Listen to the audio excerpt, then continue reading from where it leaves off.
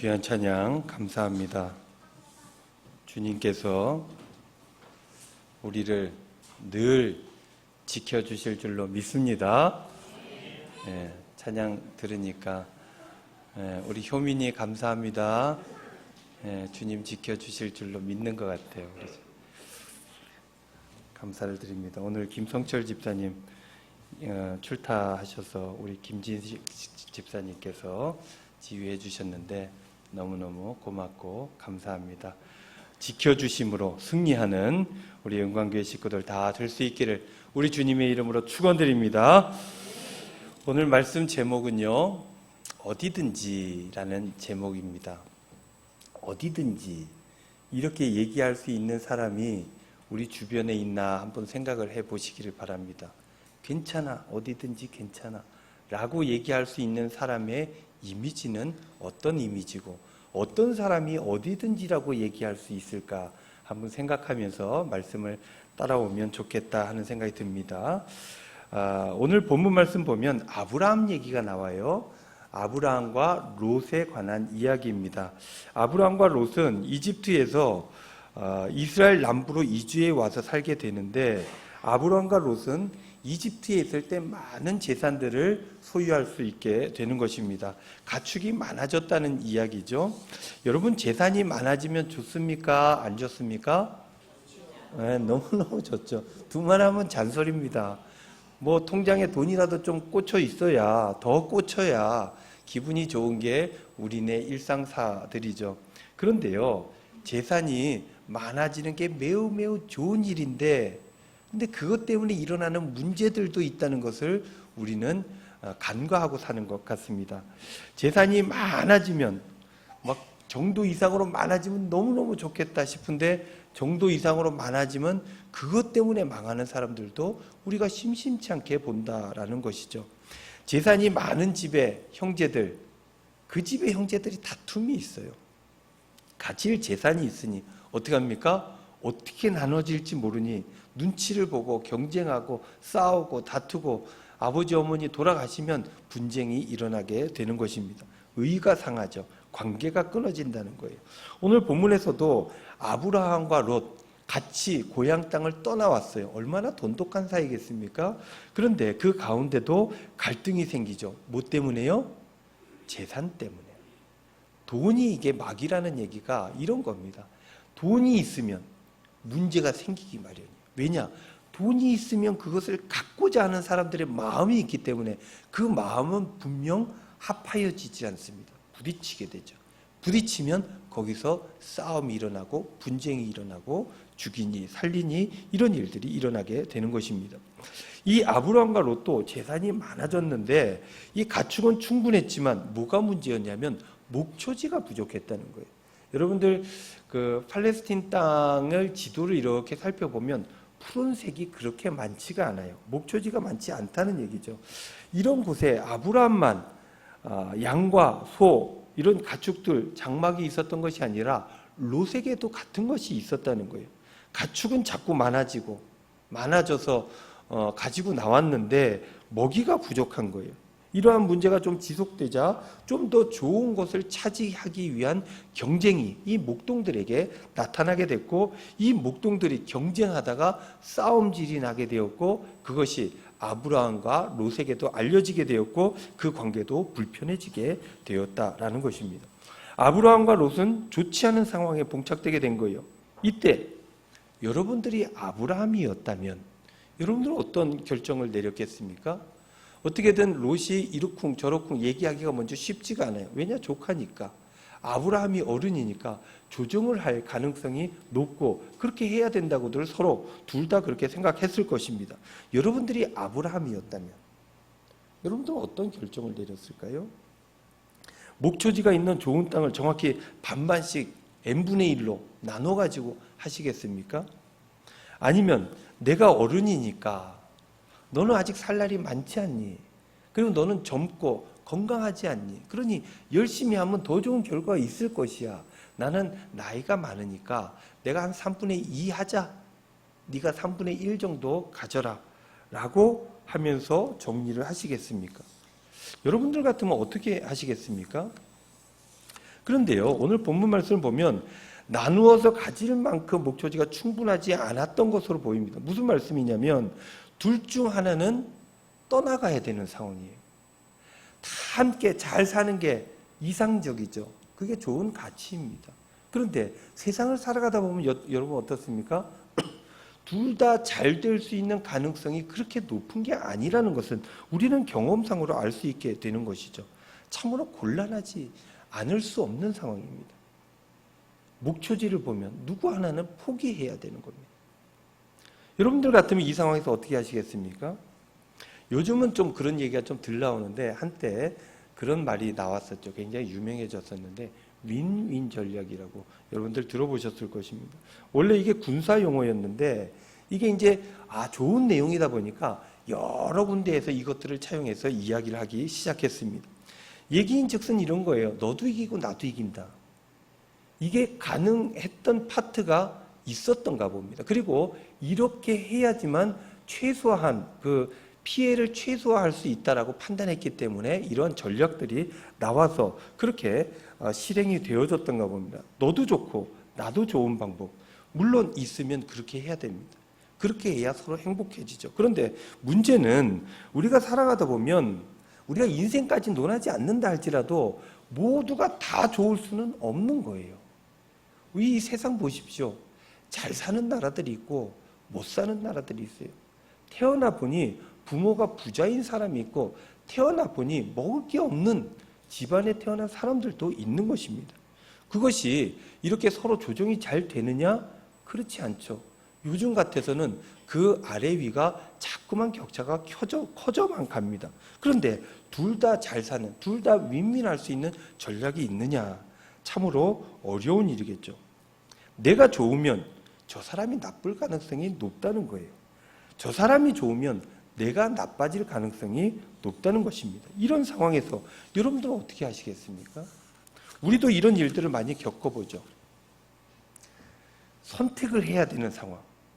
근데 내가 내 욕심을 차리면 저 사람이 힘들어지고 저 사람을 챙겨주자니 내게 없어지고 보통 사람들 같으면 이렇게들 하겠죠. 기득권이라는 게 있습니다. 내가 먼저 가지고 있던 저 사람보다 좀 더 많이 가지고 있는 권리 이런 것들을 최대한 활용하죠. 그래서 조금이라도 더 이익을 챙기기 위해서 그렇게 애를 쓴다는 거예요. 그게 어렵다면 조금이라도 피해를 최소화하기 위해서 애를 쓰게 된다는 것입니다. 이렇게 가다 보면 극단적으로 양심을 후에는 팔아버리죠. 내가 할 수 있는 것들을 최대한 활용해서 나의 이익들을 극대화시키는 것. 이게 누가 뭐라 그럽니까? 이 자본주의 사회 속에서 내가 먼저라는 거예요. 이 세상은 내가 먼저 살아야 됩니다. 저 사람이 죽는 일들 안타까운 일이에요. 그러나 내가 살아야 된다는 것입니다. 내가 손해가 최소화돼야 되고 내 이익이 극대화돼야 됩니다. 젊어서 고생을 사서도 안다던데 젊은 네가 새로운 땅을 좀 개척하는 게 어떻겠느냐. 이 나이에 내가 이렇게 해야 되겠느냐. 찾아보면 좋은 땅이 많이 있지 않겠느냐. 이 넓은 땅에 너 하나 먹고 살 땅이 없겠느냐. 제가 아브라함이라면 이렇게 얘기했지 않았을까라는 생각들을 하게 되는 것이죠. 누구나 다 그렇습니다. 그런데요, 성경 말씀을 보면 아브라함은 좀 다른 선택을 하게 된다는 것을 우리는 보죠. 다른 생각으로 의외의 결정을 하고 그것을 실제로 실천합니다. 무엇입니까? 선택권을 넘겨주는 거였어요. 내가 이만큼 널 떼어줄게도 아니었어요. 내가 이만큼 더 가질게도 아닙니다. 네가 선택해라. 네가 선택하면 나머지 내가 할 수 있는 것들을 내가 하겠다라고 선택권을 넘겨준다는 거예요. 조카 보고. 아브라함은 이 같은 문제 상황에서 육축보다 뭘 생각했어요? 가축, 재산보다 관계를 먼저 생각했다는 거예요. 이것은 재산, 재물, 나의 이득 이거보다도 아브라함 앞에는 하나님이 있었다는 거예요. 더 큰 가치가 있었던 거예요.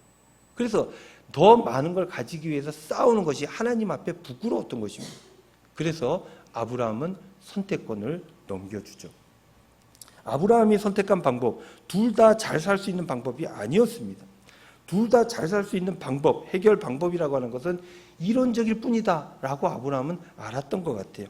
그래서 다른 사람을 좋게 하기 위해서 내가 잘못될 수 있다는 생각으로 아브라함은 선택권을 롯에게 넘겨주었죠. 그러므로 인해서 잘못된 관계들을 바로잡고 화해하려고 했고 하나님 앞에서 부끄럽지 않기 위해서 애를 썼다라고 우리는 볼 수 있게 되는 것입니다. 아브라함의 문제 해결은 이러했어요. 극한 상황에서 모든 선택권을 상대방에 넘겨준다. 롯을 협박하지 않았습니다. 롯을 괴롭히지 않았어요. 롯이 이렇게 할 수밖에 없게끔 압박하지 않았다는 것입니다. 그 상황이 일어나고 문제를 해결해야 될 시점이 오자 그럼 네가 선택을 해라 라고 선택권을 넘겨준 것입니다. 이것이 아브라함이 위대한 점입니다. 좋은 관계를 위해서 선택권을 넘겨주었던 그런 삶을 살았기 때문에 아브라함은 끝내 어떻게 됩니까? 그 다음 구절들을 여러분들 보시면 알게 되는데 하나님의 도우심을 받게 되죠. 하나님 앞에 부끄럽지 않기 위해서 애쓰고 노력하면 하나님께서 그 사람을 책임진다는 거예요. 책임짐의 역사가 어디까지 나타납니까? 믿음의 조상이라고 하는 타이틀까지 얻게 되었던 것입니다. 그럼 반면에 롯은 어떻게 합니까? 롯은 두말할 것 없이 눈을 들어서 요단강을 끼고 있는 저 기름진 들을 바라보게 되는 것입니다. 그리고 그곳을 선택했죠. 롯의 선택, 누가 이 시대를 살아가는 우리들 누가 욕할 수 있겠습니까? 누가 뭐도 당연한 것 아닙니까? 그 선택 어떻게 보면 하나님께서 주신 놀라운 축복의 은혜라고 얘기할 수 있을 것입니다. 여러분 그렇지 않아요? 한 평에 100만 원짜리 땅하고 한 평에 1000만 원짜리 땅이 있어요. 어떤 걸 갖겠습니까? 1000만 원짜리 땅을 갖는 게 당연한 것 아니겠습니까? 롯은 그 선택을 했다는 거예요.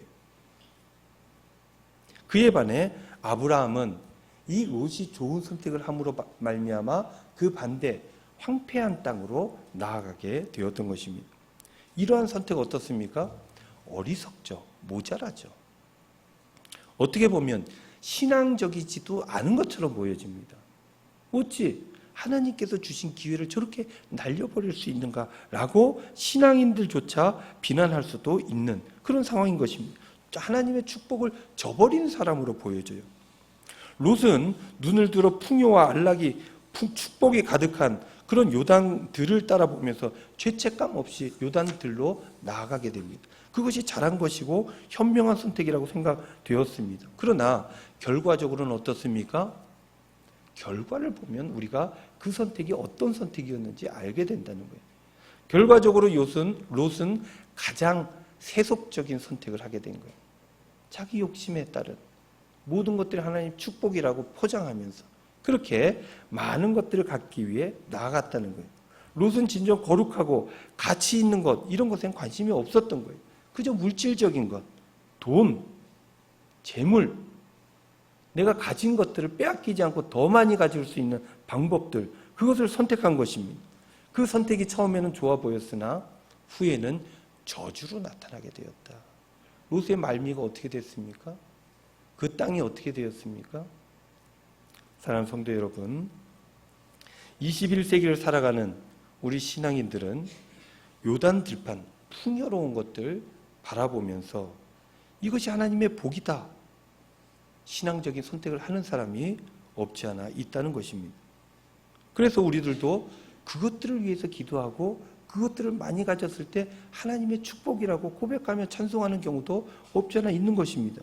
그러나 성경을 통해서 보면 그게 다가 아니다 라고 경고하며 우리에게 말씀해 주고 있죠.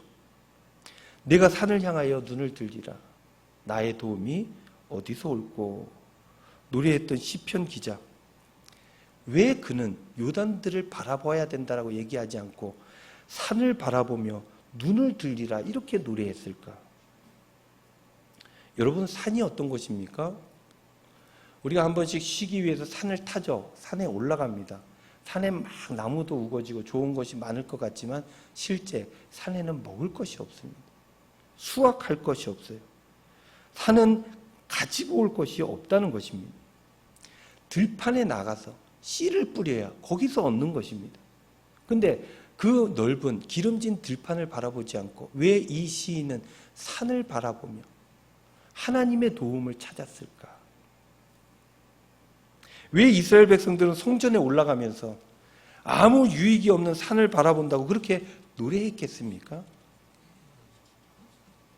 사랑하는 성도 여러분, 하나님께서 주시는 복은 재물과 재산에 있는 것만이 아닌 줄로 믿습니다. 진정 중요한 것이 무엇입니까? 관계예요. 하나님과의 관계. 하나님과의 관계가 이루어지고 있을 때, 유지되고 있을 때 모든 것들이 해결 또는 좋아질 수 있는 것입니다. 그러나 하나님의 관계가 끊어지게 되면 지금 내가 가지고 있는 모든 것들이 의미가 없게 될 수 있다는 거예요. 그러니 가장 중요한 것이 무엇입니까? 하나님과의 관계라는 거예요. 세상의 재물이 아무리 중요하고 대단해 보여도 하나님과의 관계가 어그러지면 그 모든 것들이 끝이라는 것입니다. 손해를 좀 본다 할지라도 산을 바라볼 수 있는 신앙의 여유, 이런 것들이 우리에게 있어야 된다는 것입니다. 그래야 승리할 수 있습니다. 그래야 하나님의 축복을 누릴 수 있게 되는 것이고, 그래야 끝내 하나님 나라로 나아가게 되는 것입니다. 여러분들 주위를 보십시오. 많이 가지고도 여유가 없어서 팍팍하게 살아가는 사람들 얼마나 많습니까? 근데 또 반대로 덜 가지고서도 조금 가진 것들을 가지고 그렇게 나누면서 행복하게 살아가는 사람 또한 얼마나 많이 있습니까? 무엇이 행복입니까? 무엇이 하나님의 뜻입니까? 사랑하는 성도 여러분, 여러분들도 행복하게 사실 수 있기를 바랍니다. 중요한 것은 재산이 많고 적고가 중요한 것이 아니라는 거예요. 하나님과의 관계, 사람들과의 관계, 성도들과의 관계, 이런 관계들이 온전할 때 그 마음에 평안이 있고 하나님 나라가 있게 되고 행복하게 살아가게 되는 줄로 믿습니다. 사랑하는 성도 여러분, 중요한 것을 놓치지 말고 진정 행복을 찾고 축복된 삶으로 나아가 하나님께 영광 돌리는 저와 여러분들 다 될 수 있기를 우리 주님의 이름으로 축원드립니다. 말씀을 준비하면서 소돔과 고모라가 아닌 산을 바라보는 삶의 모습은 무엇일까 생각을 해봤습니다. 많은 삶의 모양들이 떠올랐습니다. 그 중에 제 마음에 그렇구나 하는 것이 있었는데, 요단 평야가 아닌 산을 바라보는 것, 세속적인 풍요가 아닌 하나님과의 관계 속에서 오는 영원에 이르는 형통의 복을 얻는 것, 이것은 바로 하나님 앞에 온전히 예배하는 것이 아닌가 하는 생각들을 하게 되었습니다. 여러분들, 이 예배 드리는 게 어떤 여러분들의 이득이 있습니까? 돈이 나옵니까? 아니면 재산이 불려집니까? 여기서 예배 드리면 누가 인정을 해주고 저 사람에게 뭘 해줘라 라고 얘기를 합니까? 아무 수익이 없는 게 이 예배예요.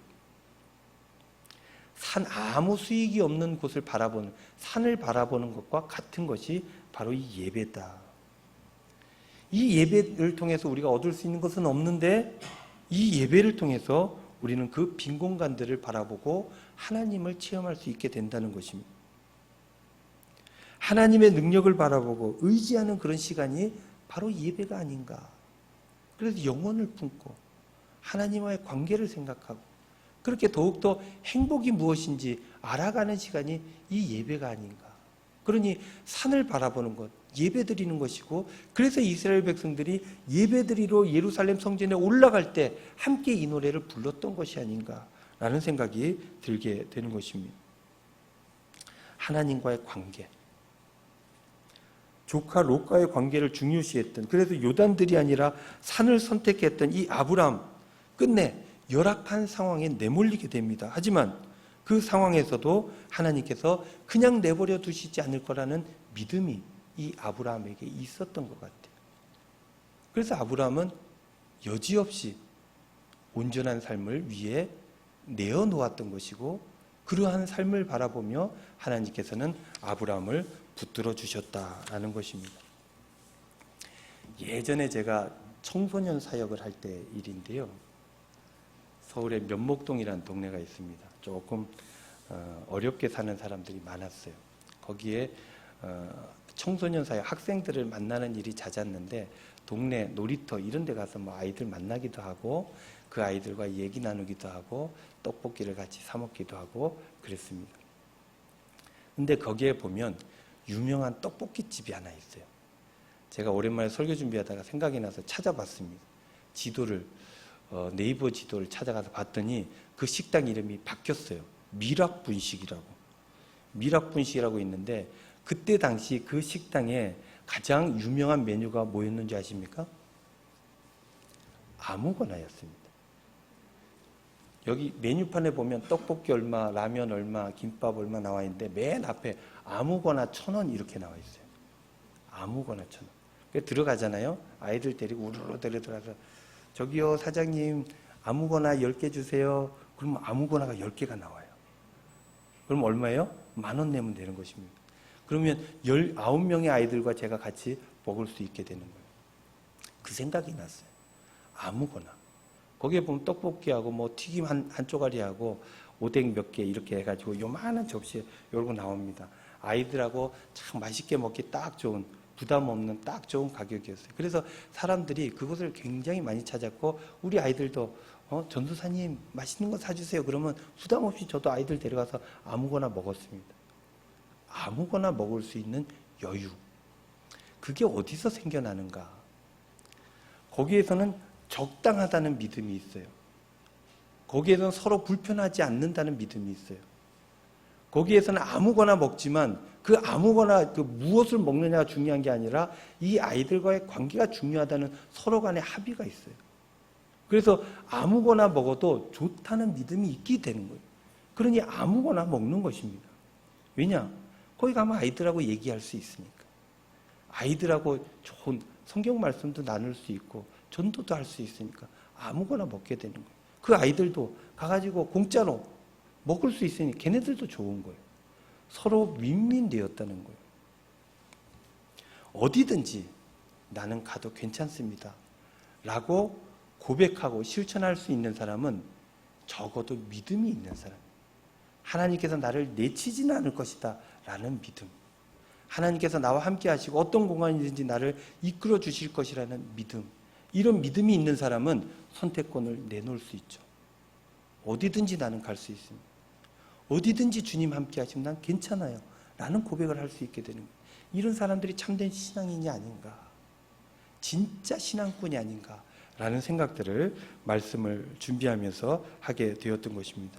사랑하는 성도 여러분, 어디든지 괜찮다, 아무거나 괜찮다 라고 하나님 앞에서 고백할 수 있는 이 믿음의 분량을 가질 수 있기를 바랍니다.